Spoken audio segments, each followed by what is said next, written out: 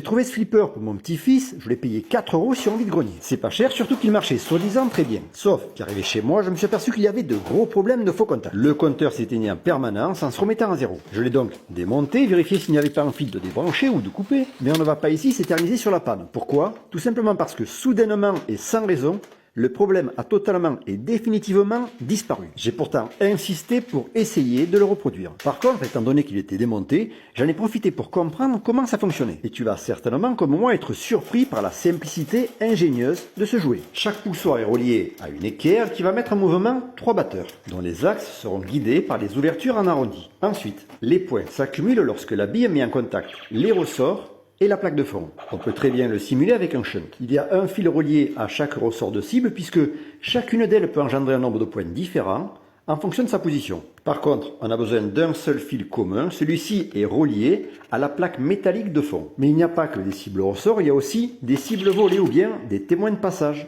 Et là aussi, fallait y penser. Derrière cette petite plaque en plastique blanche se trouve une série de contacts. Et chacun d'eux est actionné par une petite languette poussée par la bille. On n'aurait pas pu imaginer plus simple que ces 2 lames de cuir qui laissent ou non passer le courant. On va remonter ça délicatement, il faut que tout soit précisément en place. Et puis il ne reste plus qu'à essayer. Et j'ai intérêt à m'entraîner car même s'il n'a qu'un an pour l'instant, je suppose qu'il ne va pas tarder à me battre.